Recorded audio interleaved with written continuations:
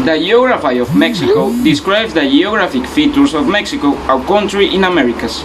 Mexico is located at about 23 degrees on the north and 102 degrees on the west in the southern portion of North America from its farthest land points. Mexico is a little over 3,200 km. In length, Mexico is bounded to the north by the United States, specifically from west to east by California, Arizona, New Mexico, and Texas, to the west and south by the Pacific Ocean, to the east by the Gulf of Mexico, and to the southeast by Belize, Guatemala, and the Caribbean Sea. The northernmost constituent of Latin America, it is the most populous Spanish-speaking country in the world. Mexico is the world's 13th largest country, 3 times the size of Texas. Almost all of Mexico is on the North American plate, with a small part on the Baja California Peninsula in the northwest on the Pacific and Caucasus Plate. Some geographers include the portion 8 the isthmus of the Huantepec, including the Yucatan Peninsula with North America. This portion includes Campeche, Chiapas, Tabasco, Quintana Roo, and Yucatan, representing 12% of the country's total area. Alternatively, the Trans-Mexico volcanic bed might be said to limit the region physiography on the North Geographic. Mexico is generally not considered Central America. Politically, is Mexico divided to 32 states.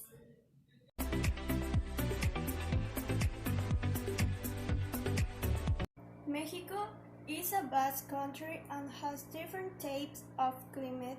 However, it is generally arid on the west coast and in the central northern Ingles. It is moderately rainy in the mountain ranges and the southern plateaus, where it is very rainy in some tropical southern areas. Summer is the rainiest season almost everywhere. The temperature increases gradually from north to south, to important that south has purely tropical climate. Altitude plays an important role as well. There are many cities located at high altitude, including capital, where the climate is cooler. Area south of the 24 parallel with elevation up to 1,000 meters. The southern parts of both coastal plains as well as the Yucatan Peninsula had a yearly median temperatures between 24 and 28 Celsius grados. Temperatures here remain high throughout the year, with only 5 Celsius grados difference between winter and summer median temperature. Although low-lying areas north of the 24 parallel are hot and humid during the summer, they generally have lower yearly temperatures average because of more moderate conditions during the winter. The warm waters of the Caribbean Sea and the influence of the constant northwest trade winds made the eastern coastal region a typical tropical, as we had marked single wet season in summer. The rainy season over the whole country is a period of high sun from May to October. The rest of the year is not completely rainless, but the amount of frequency of rain in the winter season is low. The wettest part of the country is the lowland on the Caribbean coast. The north coast of the Yucatan Peninsula is relatively much drier than the east coast of the interior. Hello. Most of the Mexico of the sunny weather along a part of the year. The clouds in regions and the weather part of the east coast and the northern part of the Pacific coast. Where the part of the Pacific coast were a low cold and the fog of forming the cold ocean current. The tres regiones of the interior of the motion tierra templada. In the half night almost in the summit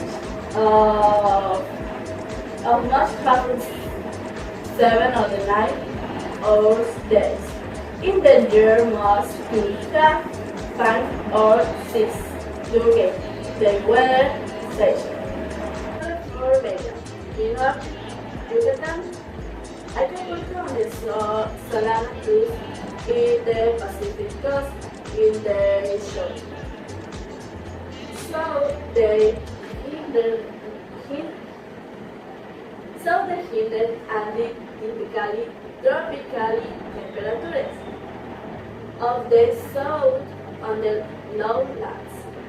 Beria, its weather has some part of the Yucatan. The combination of heat and humidity can be lighter, uncomfortable, during the week session. Other regions in New Mexico has underweather and section lengths, climatic for most of the year.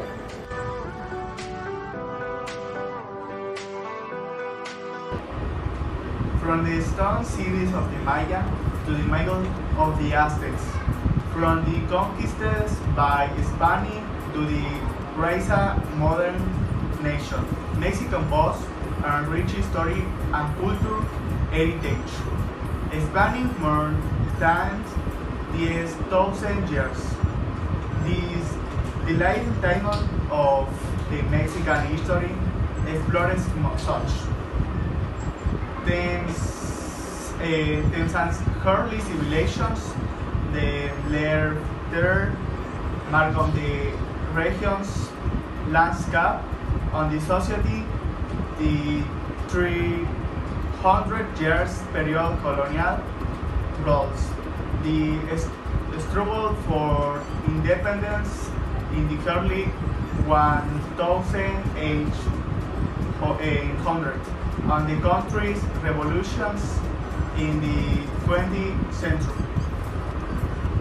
None of Mexico's pre-Columbian civilization is more storied, however, than the Aztecs, though it is agreeable that other civilizations in Mexico achieved greater artistic and scientific feats. None advanced as quickly or ruled as much territory.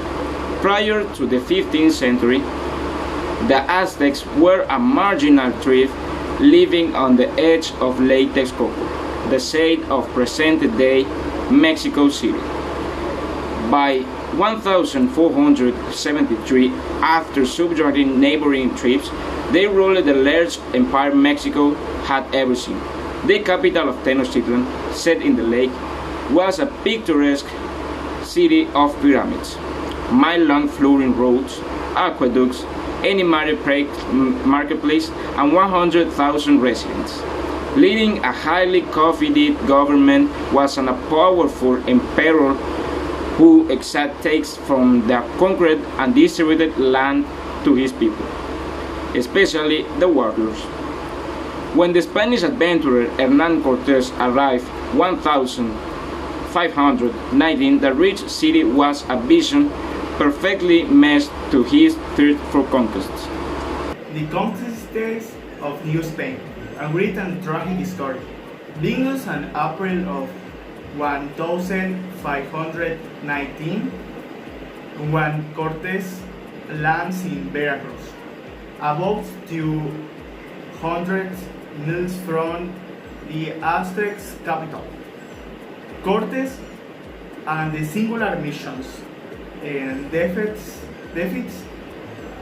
the Aztecs and takes true gold.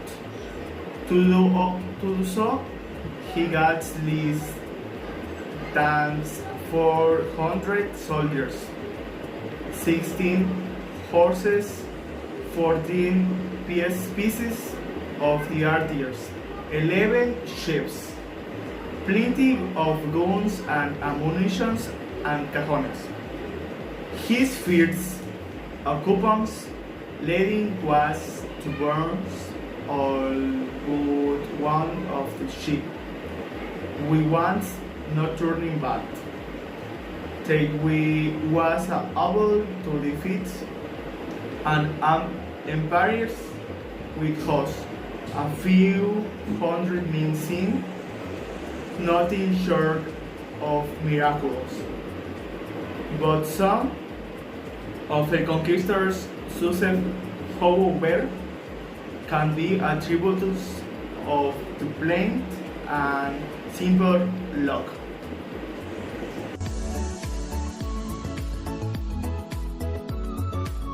Astronomy is one of the gems of Mexican culture and one of these higher representative that goes filter that fables, as each is born in the same moment, which earth ingredients is cultivated. Each this reflected the unique Mexican style. Pozole, chiles en nogada, tamales, mole, tacos, sopes, and or traditional beverage, champurrado, atole, tepache, pulque, mezcal, and tequila. It is not easy to talk, given Mexican culture is complex, and some dishes include many ingredients, several techniques and products, and to think that there is nothing right, and is the just tradition and gastronomy that the shape of greatest Mexico. That is the reason that why Mexican traditional gastronomy was included in the representative list of the intangible culture heritage of humanity of UNESCO in 2010. Diversity is the essential characteristic of Mexican cuisine, and regional food is one of its fundamental aspects. Each Mexican state and region have their own recipes and culinary traditions. Examples of regional foods are dishes such as caldillo duranguense, cochinita pibil, mole oaxaqueño, mole poblano, multiple types of pozole, cabrito, pan de cazón campechano, churipo, and the corundas of the pretty. Certainly, there are gastronomic creations that arose locally and that due their quality, acceptance, and diffusion have become emblematic of Mexican cuisine in general.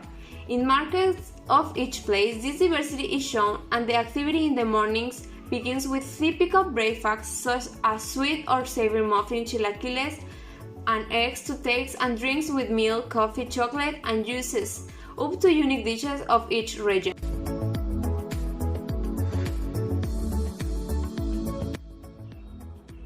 In Mexico are plenty of historical places to visit, like Tradition Maya city of Xuxmal is one of the most historical and culturally significant attractions in Mexico. Roughly 55 kilometers south of Mérida in Yucatan. The city was constructed primarily in the 9th century. Xuxmal was once the capital of the region and is its prime example of Puc architecture. Various stone levels, along with celebrated stonework, give the pyramid structure a grand appearance. Not to be missed is the Mexican pyramid, the tiles of the pyramid at Uxmal. But tourist places don't hear there because in Mexico are very no tourist beach like Cancun. Cancun is considered to be the hero of the Mexican Caribbean, and year on year, thousands of visitors will come to the Yucatan Peninsula, and up right here, the huge beach, great weather, and amazing clear and clean waters are due pools for many tourists, but Cancun has much more to offer than just this. If you feel most at home, Betsy and Sam's, Cancun is really one of the best city breaks you could take. The coastline here on party and beach condition and opportunity. You can relax, party and cut and eat on the beach here. Or you can visit Puerto Vallarta. Puerto Vallarta is a beach resort on the Pacific coast of Mexico, in the state of Jalisco. It's famous for its beaches, water sports, and nightlife. In the center, with cobblestone, is the ornate Church of Lady Guadalupe, plus fashion shops and variety of restaurants and bars. The Malecon is a coastal promenade with the contemporary sculptures, bars, lounge, and nightclubs.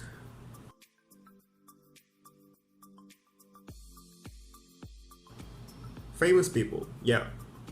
We know plenty of famous people from all around the world, but today we are going to present you some of the most famous people from Mexico, like Guillermo del Toro, who is a Mexican director, screenwriter, producer, and novelist, awarded to the Goya Prize and several times with Ariel Prize in 2018. He was awarded with the Golden Globe for Best Director for his film La Forma del Agua. Or Pedro Infante, who was and continued being the idol of Mexico because of these movies, records, and public appearance in Mexico and Latin America. Infante became a star and the most beloved human being in Mexican story. His fame and the phenomenon of this stardom hasn't been matched by any movie star in the year following his death. The main reason for this can be found in the extraordinary quality of his acting, his beautiful singing, and something called charm that can be learned or acquired.